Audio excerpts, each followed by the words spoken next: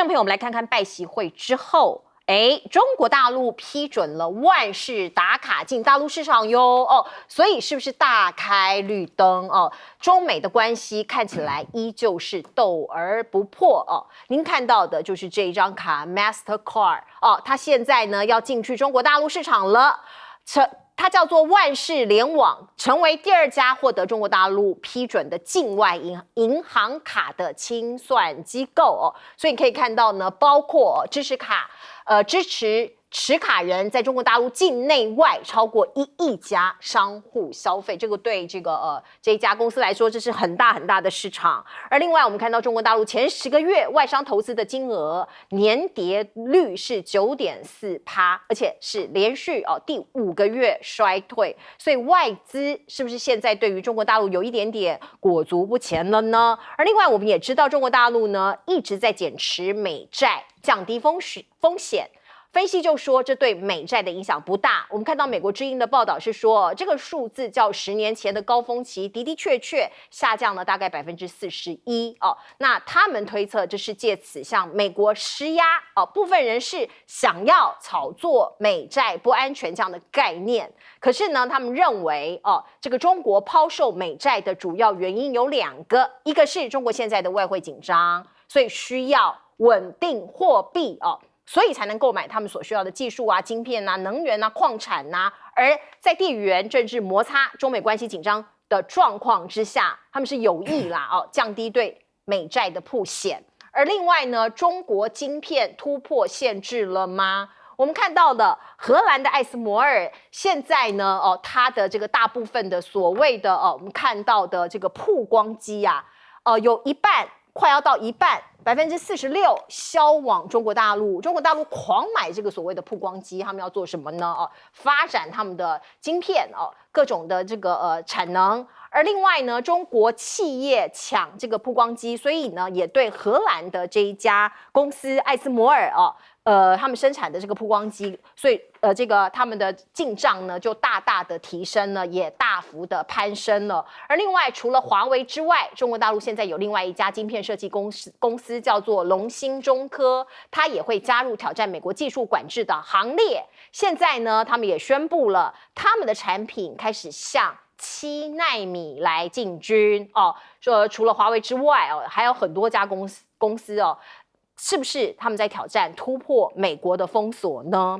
我们看看中南美洲有大事发生，阿根廷的总统大选结果出炉了，极右派的阿根廷川普有这样子昵称的人，他的名字叫做米雷伊胜选了，他是极右派，那他自己说他反共产党。所以呢，是不是未来跟中国的关系也会降温呢？我们看到阿根廷过去这2-3年，它加入了一带一路，而且呢，也加入了金砖。现在很多的地方都用人民币来结算包括有70%的牛肉是销往中国。如果极右派的阿根廷川普未来执政，是不是有可能这一些所谓跟中国的来往会改变呢？我们看到，其实本来阿根廷就要购买中国的枭龙战机，他们的武器，后来美国有出手，所以呢就改买了 F-16。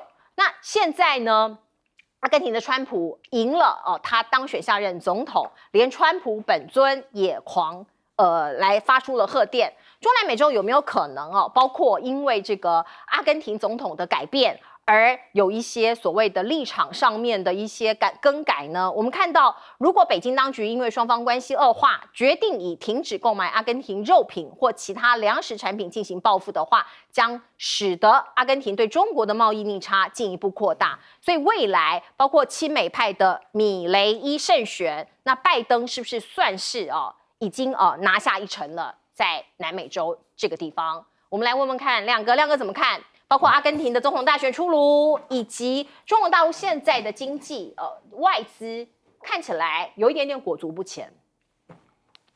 那个确实啦，这个上个月欧美它那个大量的汇出吧不过这个主要是金融的调度啦，因为他们预计美国可能还会最后升息1次然后因为公司要发放股利嘛所以单看1个月不准你要看整个季度会比较准啊。那中国卖美债，这不是只有中国啊。10月中国卖273亿美元看起来量很大，可是是排第3名呢。第1名是日本啊，第2名叫英国啊。那为什么标题不去写日本跟英国啊？日本不是美国的最佳盟友吗？英国更是啊。结果2国卖的美债都将近300亿啊。你怎么不去问这个问题呢？所以我说有一些啊，这个叫做英文的媒体啊，没事找事。美国之音就代表美国政府啊，你怎么不去写日本卖美债呢？对不对？日本卖美债很简单嘛，因为他要保护日元嘛，日元贬值已经又接近150了，那你美债，因为人家认为还会有一次升息啊，那如果进入降息循环，当然人家就可能会回来买美债，所以这个完全是一个金融调度了。我认为，因为美债的成交额事实上远远超过中国的卖的量嘛，它一天的成交金额是几千亿美元啊，那中国273算什么？所以这个太高估了啦啊！那我认为阿根廷就是一个不幸的国家啦，不幸的国家就是它现在的通货膨胀10月是143%，有40%的人是贫穷线以下，所以他就很容易被民粹煽动嘛。那事实上他根本就做不到。比如说这一位的仁兄他总统大选拿了56%，赢了10%了啊，结果他的政党在国会大概只有1/10的席次，所以你就知道这是一个彻底民粹的政党嘛。然后他还主张说我们央行要废掉要全面改用美元你到底有没有货币银行的知识啊？美国会买你的阿根廷币吗？你也要跟美国有一定的交易量啊，不然你怎么手上会有那么多美元人家会限制你的额度嘛。所以他说我们全部都要改用美元，你到底在说给谁听啊？拜登愿意帮你忙吗？而且他目前是世界货币基金最大的债务国啦欠国际很多钱那上一波是中国帮你用人民币去垫因为他美元还不出来啊所以我说这个就是异想天开啦。他以为他说他要亲美国就会让你亲你以为你是谁啊？然后他还说我们从此要变成南美洲的经济火车头，你到底在说什么啊？阿根廷的 GDP 只有4800多亿美元巴西是1.6兆而且巴西什么都有天然物很多，所以我就说这种完全吹牛的总统结果高票当选就祝福阿根廷吧。所以阿根廷人民选出来的总统，未来阿根廷的命运会怎么样，我不知道，可是只能祝福。来请教永明老师。我觉得这个阿根廷的新总统其实好熟悉他就是另外一个阿根廷川普或者是巴西的前总统那个 Bolsonaro。对啊，那虽然在国际政治上，其实我们真的不太认识他，他是经济学教授。是经济学教授。对，后来就从政，就不知道经济学是怎么念的。那从政，他的这个政党真的人数很少，可是阿根廷是2轮的投票制。是。他的第1轮投票制的时候，他还是排名第2，他输给现在的那个经济部长叫玛莎，那36比29。阿根廷制度是说，如果只要有人40以上然后跟第2名差10%，你就不用举行第2轮，这个人就当选。但这个玛莎差了4%，结果呢，那个排名第3是24%，所以当他2个人进入到第2轮的时候呢，那个排名第3的这个票就转移到他这里来。如果台湾2轮投票的话，就很可能会这个样子。我不是来预测谁会当选，说要修宪。对，有人这样主张。但是正如亮哥说的，他的政党人数很少，但是因为阿根廷都是这个多党制，所以呢，他的这个政治，他这个说法不太容易真的实现。可是他一定会去做，因为他每次选举他就拿那个电锯，电锯狂人，你知道吗？拿你就一拉，然后要干什么？他要把这个所有的政府的预算，这个开支要砍掉。他说我们这个开支太多了，造成大家的问题。那他说要废掉所有的这个 peso， 巴西这个阿根廷 peso 用美元，其实可以了，亮哥。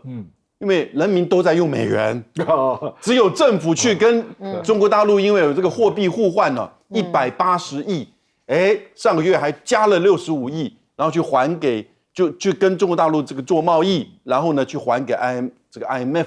可是民间呢，实际上已经使用美元，民间都是在用美元，通胀，这也是另外一种就是说的问题哈。那他说我不喜欢那些社会主义国家，所以我不喜欢跟中国跟巴西交往。他认为巴西的鲁拉是社会主义，偏向社会主义嘛。那一个巴西是你第一大贸易伙伴，中国大陆是你第2大贸易伙伴。那事实上你还这个进口175亿，主要都是一些阿根廷的这个需要的用的，甚至包含科技产品。但是出口呢，出口的大宗80亿到中国大陆去，都是牛肉、猪肉、大豆，还有锂矿。所以你说这个以及你这个货币互换，你已经欠人家多少钱？所以你说现在这个要这个停止掉跟巴西跟中国的这个贸易关系这也完全不可能。因此到后来完全这个政治跟经济会混乱掉。然后呢，就像是我们经历过的美国、巴西他们那个政治经济，在川普在就是巴西前总统的这个过程当中，到后来呢，中摆右摆过来，选了一个右极左的像是鲁拉，对不对？那你看现在美国一样，我觉得美国的明年那个中摆搞不好又摆过来，又变成这个川普。如果今天或下个礼拜是美国总统大选，真的可能会摆过来。所以现在这个制度就告诉我们说，其实已经完全的民粹化的这个政策已经没有办法了。那你真的要有一些有经验的、有组织的。那我们刚刚讲嘛，那赖清德那个 No.2 的那个是选那个黑熊学院的院长，以后我们所有的国军都去打7弹，这不就是一种民粹的做法吗？对不对？没有错。从巴西，就是从阿根廷，就看了台湾情况。是阿根廷的这位新总统，他还说了，以后可能会开放贩卖器官在阿根廷。对，这个也是蛮厉害的一个政策。他当选有人在讲会不会以后阿根廷干脆来个国定杀戮日，让大家这样打一打？因为这个有点太过头了。可是我认为他基本上这个就是选举口号而已，说说而已。他到最后真的能做很少。他在国会席次这么低，他到底要怎么去做这些事情？那阿根廷这个国家本来就是很天才的国家。其实以前1960年代的时候，他们曾经有国会议员因为那时候阿根廷经济状况也不是很好的时候，有国会议员直接在国会上讲说，干脆我们去跟美国宣战，然后就被美国打败，打败之后就靠美国养老。真的，他们有国会议员这样讲，所以这个国家很多想法是很奇葩的啦。那可是现在既然已经选出来了嘛，选出来，我觉得这个就是一个反弹了，因为经济实在太糟糕了。因为本来2年多3年前，他们跟美元是1比80，现在已经1比快1000，好可怕。那个谁受得了？那个通膨太离谱。所以就是大家就觉得说，反正虽然你也不见得好，但是我们就换一个来看看会发生什么事好了，就变成这样赌赌看，因为也没有别的选择了。所以我觉得这个其实是一种悲哀啦。那问题是这个能做多久？这个到时候大家就拭目以待吧。而且我不认为他到最后能有办法像他所说的跟对中国这么强硬，因为他经济上依赖中国太多了。他如果对中国那么强硬，阿根廷马上立刻要面临非常严重的问题。那至于说大陆现在晶片这个东西呢，他为什么要大买？其实很简单嘛，就是因为他快要被禁了嘛，就赶快买嘛，就赶快在你还没有彻底禁绝之前，我先赶快把这些机器都先弄进来嘛。那他其实就是晶片设计说进入7奈米这个制程我觉得不止一家，他接下来好几家都会进。除了龙芯中，对，因为他们现在也是任务型的，也就是不计代价、不计成本，我要先做出来再说。你要先赶快能够让中国大陆逃过这个瓶颈，逃过这个关卡。所以我觉得一切都是在跟时间赛跑。如果他没有办法在短时间之内达成的话，他可能就会被美国制裁的非常惨。所以这个中国大陆自己要去想。但是你说拜习会之后，真的中美有很升温吗？我个人是觉得还好，好像没有。我觉得稍微和缓是真的，但是你说双方哇又变得很好，我认为中美之间应该是永远也回不去了。因为以现在这个状况，因为两国竞争的态势就是正式形成，只是嘴巴上都不愿意讲说我们是敌对的而已，实际上早就是已经是一个敌对的态度，所以我觉得这个状况是不会改变。好，以巴的这个问题已经成为国际各国的角力场了。我们看到阿拉伯国家跟穆斯林国家现在呢都有动作，这个是这个包括您看到的多名国家的部长在沙烏地阿拉伯20号要出访。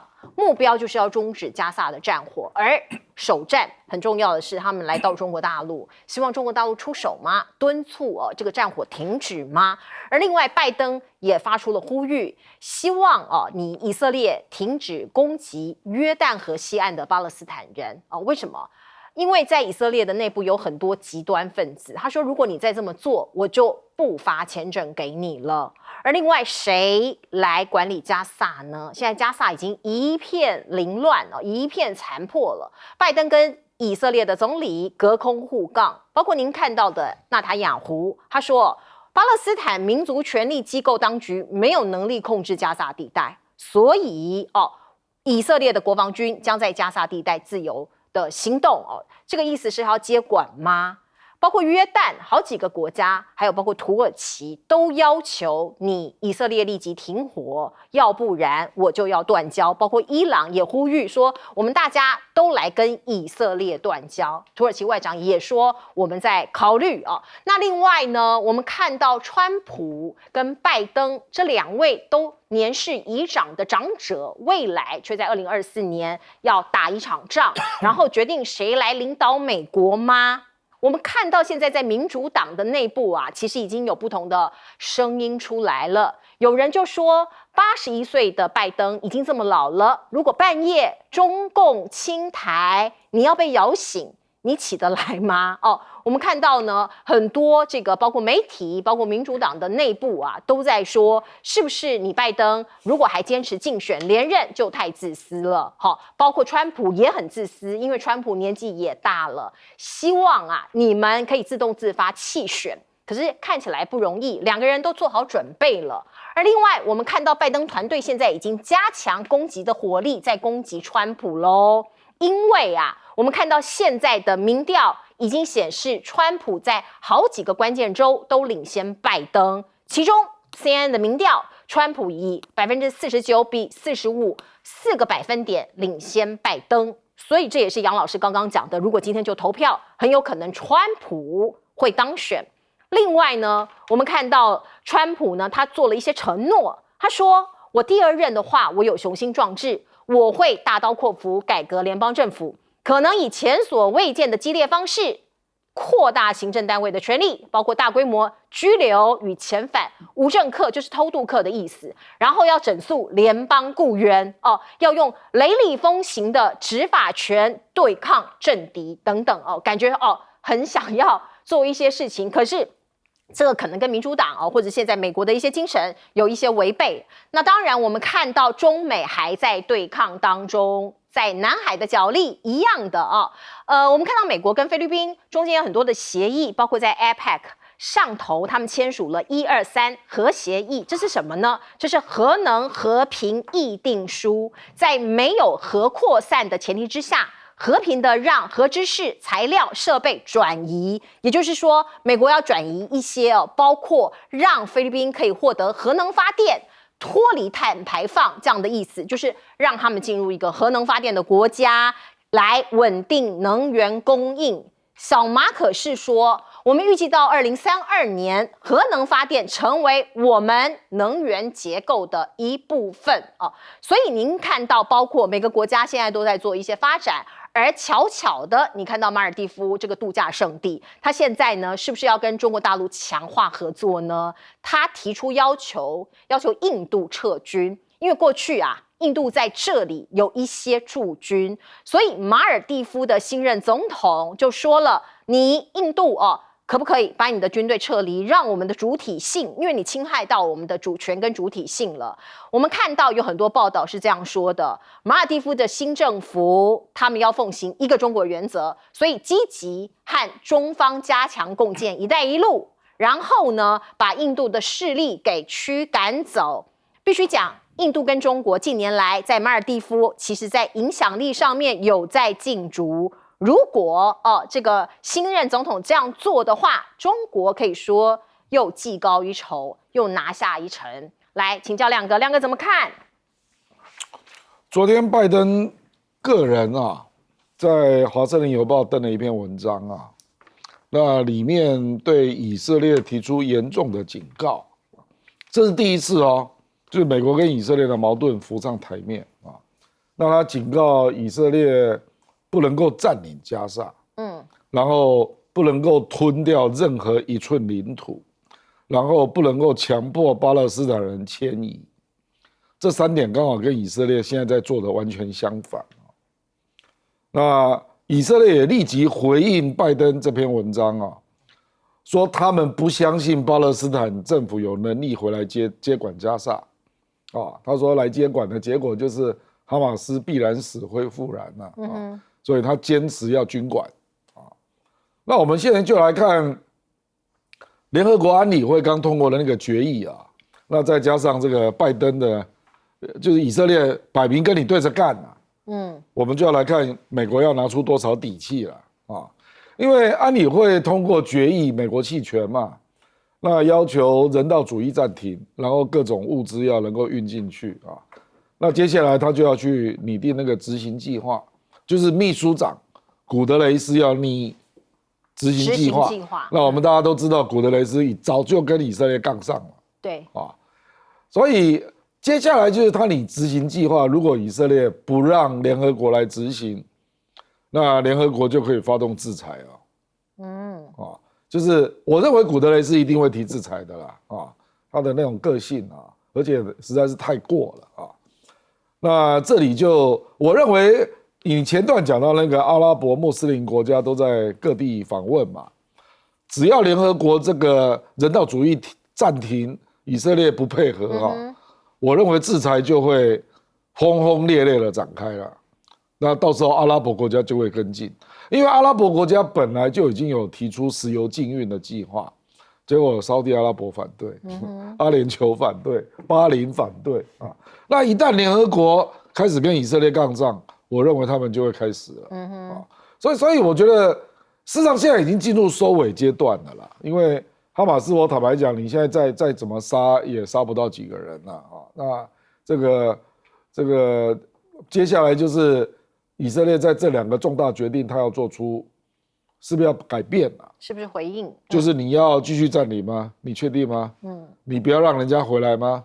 因为联合国的决议里面还包括你摧毁的那些核心的设施要恢复重建，所以人家联合国现在进来。物资进来之后，接下来他是要开始推重建啊，那以色列要那边阻挡嘛，因为重建之后，当然就是被驱逐的巴勒斯坦人要进来回来，结果他现在在干嘛？以色列不止继续占领北加沙，还在南加沙轰炸，在南加沙轰炸，你就知道。那请问你南加沙轰炸，那巴勒斯坦人是要去哪里啊？就埃及不让进呢，那你叫人家到海上去是？还是到美国的航母啊？这简直是开玩笑嘛，对不对？所以我认为，拜登未来这1-2个礼拜一定要拿出决断啦，不然美国真的就会被整个扯下去啊，因为这样国际舆论我认为已经到顶了啦，联合国都通过决议，而且以色列你自己是联合国的成员国，你可以不遵守安理会的决议，那你就退出算了嘛，你就退出算了嘛，所以我是觉得应该是快要到这个转折点了啦。那我们就这样看接下来中国跟美国要怎么合作处理这个 case。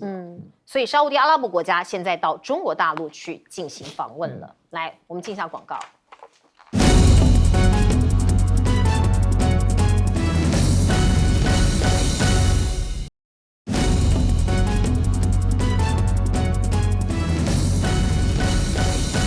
好，明年我们台湾总统大选，美国也要大选了，2位老人家要争锋，来请教杨老师。我觉得还有一段时间了哈，那基本上其实不太好看的一个内容，但是呢，这个结果会影响全世界。回到加沙哈，你想，美国总统拜登在《华盛顿邮报》登的那篇文章，他会不会先提供给以色列看，或至少同一时间，照外交惯例哈？应该至少是5-6个小时之前，而且可能都先沟通，因为以美伊之间的关系，我觉得不止沟通中间可能会有歧见，甚至吵架。然后说我要把底线讲出来。我们甚至要跟大家讲，因为美国有外交压力，美国也有内政压力，尤其民主党拜登，他这个内政压力，他的这个党内压力越来越大。这个压力当然怎么来的？这个外交压力跟内政压力怎么来的？因为你加沙不断的在死人嘛，12000多人了，中间已经超过5000人是儿童了，现在从北要打到南去了，所以他在画底线。这个底线一方面可能是把自己的立场讲清楚，以免被以色列、被内塔尼亚胡真的卷进去，因为他发现到这个内塔尼亚胡基本上在保自己的政权，所以呢，他怕被卷进去。是，但是我是觉得，真正要去外交解决加沙的问题，根本不太容易。国际的外交或者是联合国的外交，因为美国都可以挡住，美国只不过是最后先把这封信写出来，然后呢之后可能寻求他跟以色列之间双边的压力，然后呢你外交联合国给我压力，我给你压力的方式，而不是让直接这个国际或联合国对以色列就开闸，不会这个样子啊，因为美国最后还是要由他自己来做决定。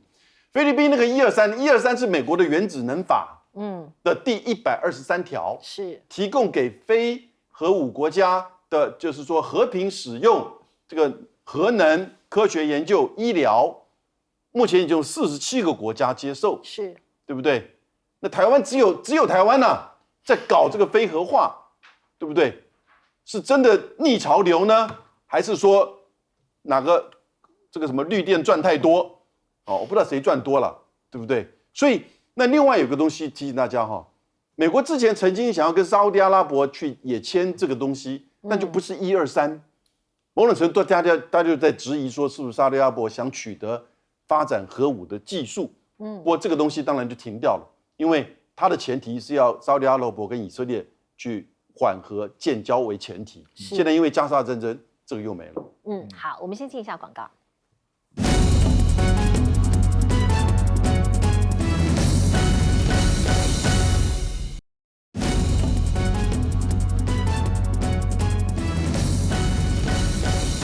好，我们最后时间交给彬哥。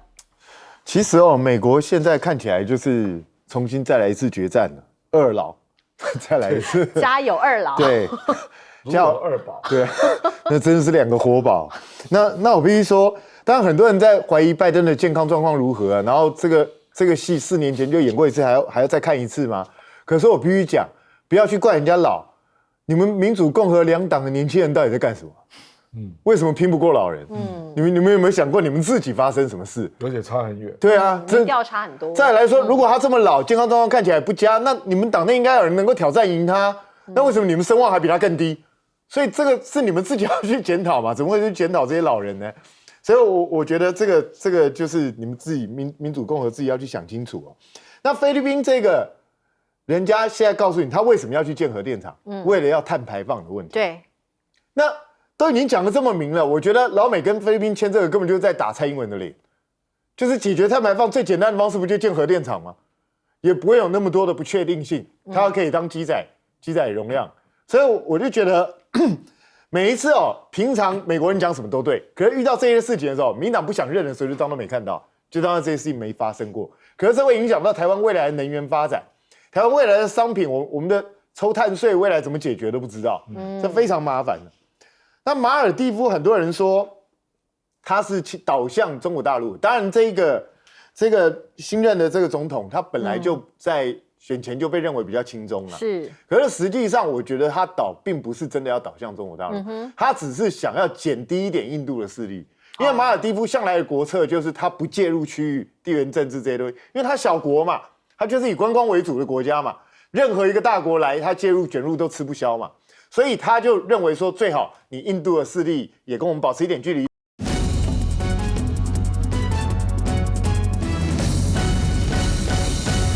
好，欢迎您回到新闻大白话的节目现场，我是钱子，介绍这1个小时的来宾。首先是耶鲁政治学博士郭正亮，大家平安。资深媒体人谢寒冰，主持人好，大家好。前国安会副秘书长杨永明，钱子好，大家好。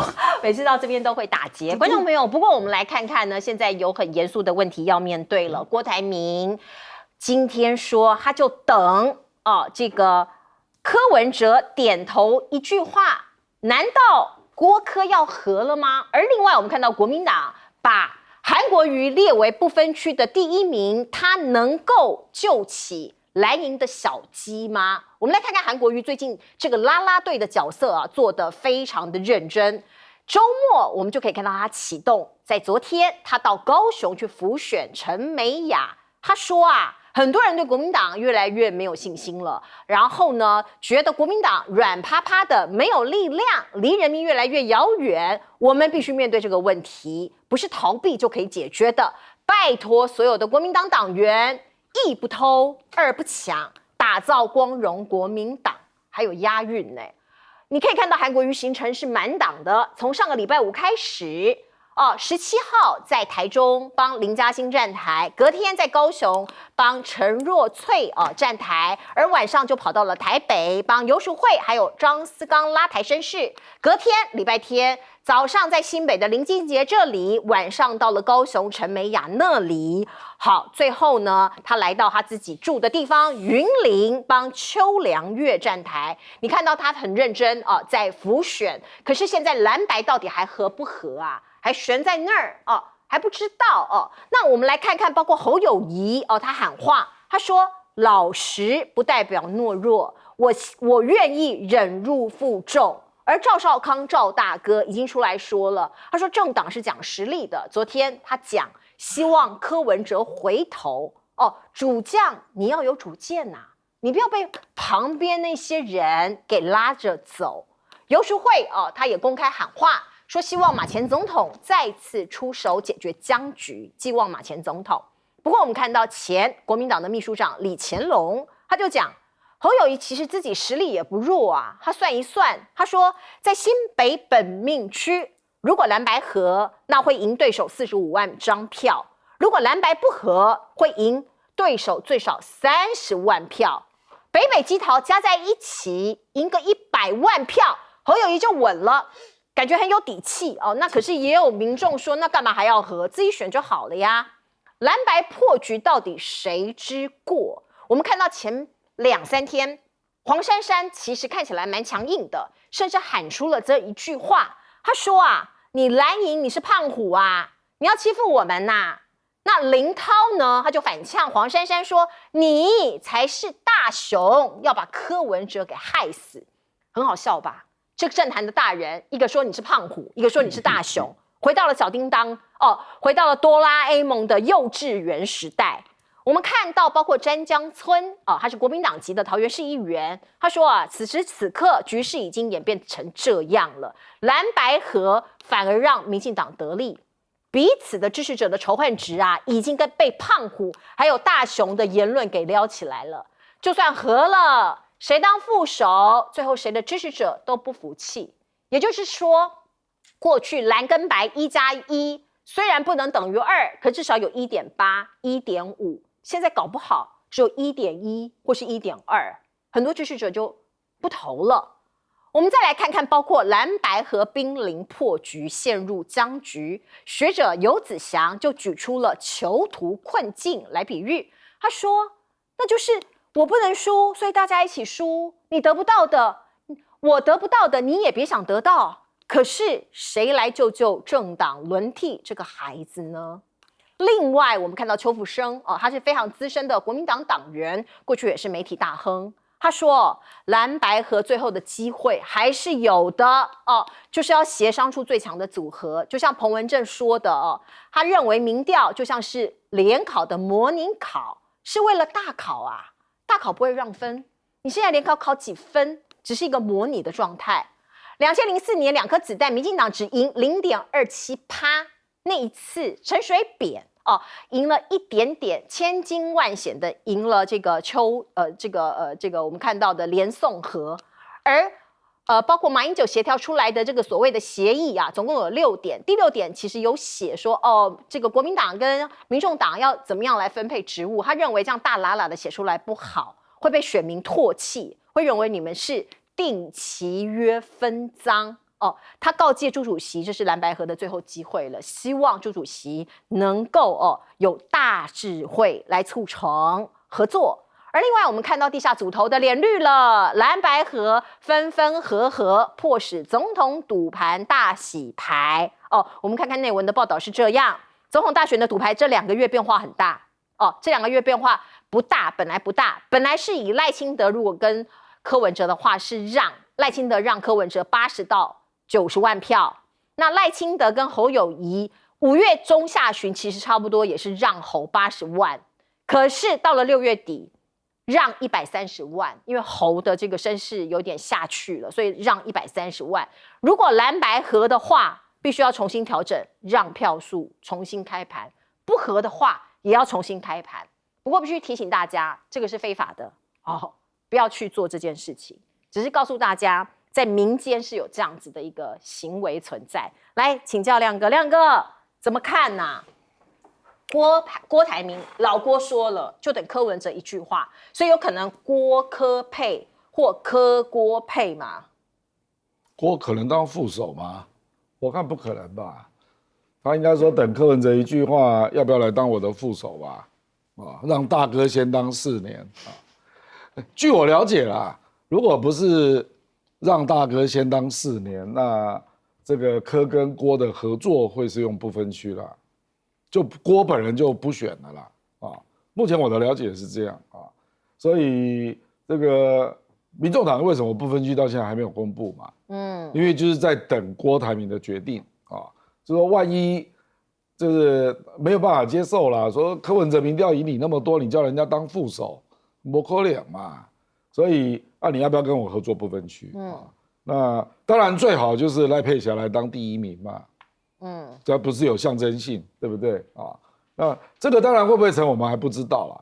不过据我了解啊，事实上那一天是真的就是国民党硬要把那个民调坚持他们的认知然后硬要把那个对外公布造成了破局啦。就民众党认为是3-3嘛，那你认为是5-1嘛？那结果。这个坦白讲，如果比较有政治智慧的，比如说王金平或者马英九，如果人在现场，或是韩国瑜，对，他可能就说，好，那就我们暂不公布，我们再协调，那隔天再协调，那隔天我就是说5-1、3-3，大家不会知道了那隔天如果说柯还是维持原来当副手的版本，那就会对外公布说是3-3。我们平手可是柯文哲基于为了救台湾等，他愿意当副手。你觉得他有可能会答应，即使是3-3，这样不是很圆满吗？结果你当天就硬要说我赢了啦，我就是5-1啦，然后接下来就一大堆运作嘛，包括记者会来说限你24小时给我回答。我跟你讲啦，柯文哲这个人是吃软不吃硬的啦，我们又不是没有跟他接触过。你越硬他就跟你杠上了，结果现在就是杠上了然后就一堆人在那边放说5-1你怎么不接受呢？说你们民调还要硬凹就变成这样啦。事实上你很难说谁对谁错啦，你要应用统计学去讲，这是一个方面嘛。另外一个是柯文哲从头到尾就认知为让3%，连赵少康也一样不然怎么会提5%？对不对？然后一堆人在政论节目讨论都是认为是让3%，就是这个是人家的社会认知嘛。你做民调的本意是什么？是要得到对方选民的支持那你要硬杠成我5-1大胜3-3，这样你会得到人家的支持吗？所以我说这个就是处理的过程真的是出了，我只能说政治的手腕劲敌秋咯。修抽啦，所以现在怎么样？现在唯一的机会就是再回到，就是3-3啦。那大家要不要协商嘛？你现在要进去扯5-1，我跟你保证不会成功啦。就不是这样嘛，社会的认知就不是这样嘛，更不要讲民众党那个板桥那个叫做深白大聚会嘛，深蓝深绿深白，人家也有深白，有深蓝哦。不是啦，哦，国民党当然有深蓝、啊我说那个场合哪有都是深蓝？深白啦，深白啦，对嘛？就是这个忠贞的柯粉呐。所以我跟你讲啊，那天民众党有一些朋友跟我赖到半夜3点48分，气得要死，这样。谁呀？不好讲，气得要死，就他们还要跟我们挥5比1啊！我就说怎么你挥这个东西干什么啊？我跟你讲，这种东西真的是要用政治智慧解决啦。人家是站在社会认知的多数认知，亮哥真的觉得是多数认知吗？因为我看到好多学者我说3比3啊。对啊，3比3真的是社会认知吗？因为好多学者出来讲就是5比1耶。不了，那个很多都是从统计学去凹的啦。我跟你保证，柯文哲那天出来的时候，他的认知就是这样。好吧，来请教彬哥。我是觉得现在去讲3%或6%，或是到底统计怎么算，其实没有什么意义。对啊，没有什么意义。对啊，因为就是双方各执己见嘛。那双方各执己见，如果双方还要谈，就是前面打散，继续回去谈嘛。我觉得就是这样子啊。这是唯一的一条路嘛。那要不然就是不要谈。那目前双方至少到现在这个阶段为止，他们还是说嘴巴上还是说自己要谈嘛。那既然要谈，我们就给他多一点空间。那至于你说郭董是不是能够郭柯合或柯郭合，我乐观其成啊。他们如果能够合也 OK 啊，因为我觉得不管怎么样，在野3个人嘛，如果有2个能够先合了，那对第3个一定会造成很大的压力嘛。他是不是就会被迫合了？所以只要他们3个能够合，怎么合，其实我一点都不在乎，他们高兴就好。那所以这个是大家最焦虑的事情，因为现在我觉得经过这样反反复复之后，彼此之间跟对方的心结都变得非常深。那现在1+1绝对小于2，我觉得1.5搞不好都不见得有。这是非常严重的事情，这绝对不是开玩笑。你合到现在合成这样的一个东西，我真的也不知道再去煎个荷包蛋算了。我觉得，所以真的是看起来非常糟糕。那我觉得李乾龙讲这个，他这个票也不知道怎么估的。你去年921大选也没赢那么多啊，你现在突然之间北北基你就可以赢100万票，你到底在讲什么？对，他说这个北北基侯友宜如果拿个100万票，侯就稳了。沙卡路新北市侯友宜的民调有赢吗？没有。对啊，我就觉得很奇怪啊，他到底是怎么算出来？有可能是信心喊话了。没有，那你这样，你在这个时间做这样的信心喊话，意思就是说不要合了。是这样的意思吗？有这样的感觉，是这个意思吗？有这样的感觉，我们自己也很强。像林涛出来去校正黄珊珊，我不管你对黄珊珊现在的想法是什么，你认为他主战派，或者你认为他在从中做更好，那你们到底要不要让他们谈？对啊，对啊。如果你们还希望他们谈的话，这时候是不是应该少讲2句，让他们大人自己去关起门来，自己慢慢谈嘛？林涛为什么会这样讲？他有被受益吗？这个我们就不知道啊，因为大家看到林涛直觉想法，他就是朱立伦子弟兵啊。那难道是朱立伦授意他这样讲吗？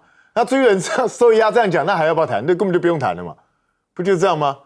如果现在如果双方各自在找战犯的话，那就不是要谈协商那就是在谈破局对，不就是这个意思吗？所以我觉得现在这个时候，因为礼拜三最后期限嘛，我真的希望大家都少讲2句，让他们真正有权利的人赶快去谈一谈嘛。那谈有什么结果再告诉我们。韩国瑜现在这么冲，他真的很拼我看他比侯友宜还拼呢。对啊，浮雪的列车从南到北到处这样跑。可是我必须讲如果蓝白没有合成，他白跑啦。我真的不骗你啊，你韩国瑜好不容易帮你拉起3%，结果你蓝白不合掉5%，那请问一下，不是还负的？这个没有统计数据啊，没有什么正负3%啊，就是实在就是这样。